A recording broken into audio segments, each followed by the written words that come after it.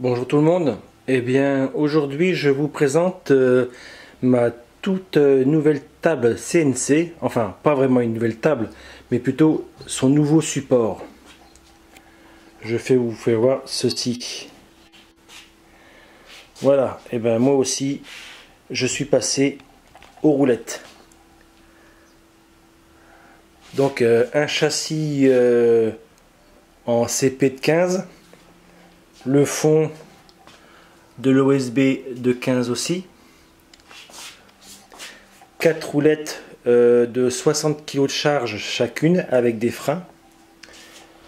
J'ai fait ça parce que vous vous rappelez, avant elle était là fixée au mur et c'était vraiment trop difficile à manipuler.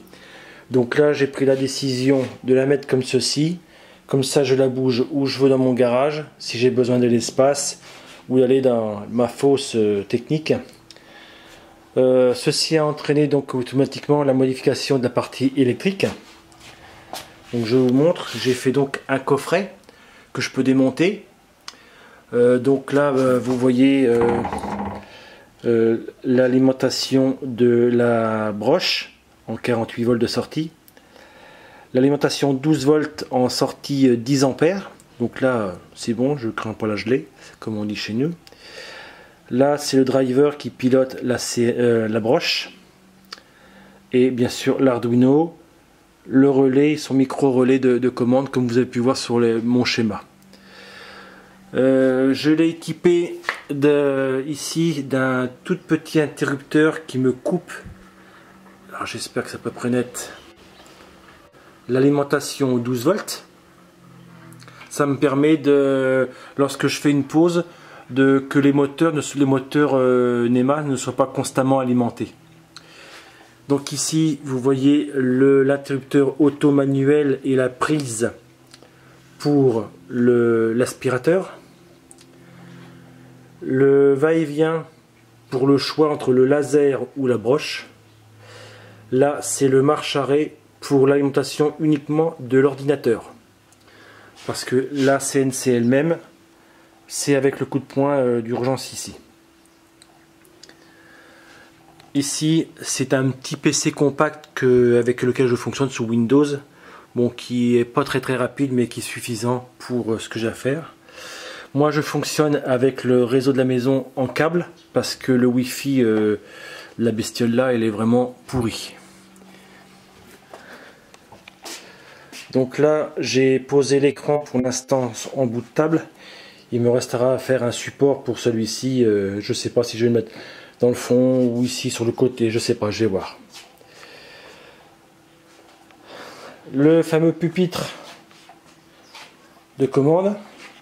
Et là, comme vous pouvez le voir, c'est un pupitre où il y a des gravures laser qui est installé là ici, où j'ai fait des essais un petit peu de tout.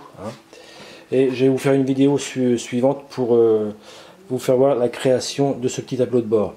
Donc là c'est toute la partie broche, donc la vitesse, l'affichage de la vitesse, le marche-arrêt et le potentiomètre de réglage de vitesse.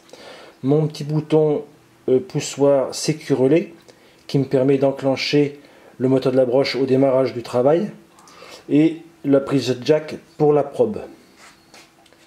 Voilà, petite présentation rapide de l'ensemble. La table, elle n'a pas bougé, c'est exactement la même. Et elle est même simplement posée sur mon châssis, je ne l'ai même pas fixée, elle est juste emboîtée par-dessus. Voilà, donc si je veux la soulever, la enlever pour bricoler dessus, je peux le faire sans aucun souci. L'aspiration, elle, pour l'instant, n'a pas changé. Toujours mon petit tuyau qui passe là, qui revient sur le gros bidon. Et à terme, j'espère pouvoir intégrer tout le système d'aspiration en dessous là-bas et faire sortir un tube dans le fond, la verticale, et avec mon flexible qui sera près dessus. Parce que étant donné que ça ne crache pas de gros copeaux quand on fait de la gravure ou même des poches, c'est relativement compact comme poussière, c'est pas du gros copeaux. C'est pas comme avec la raboteuse ou autre. Ça devrait être suffisant pour ce genre de travail. Voilà. Voilà la présentation, un petit peu plus de lumière. Allez, prochaine vidéo, la création du tableau de bord, laser et hop, voilà, laser et découpe à la CNC avec la broche. Allez, à plus tard les copains.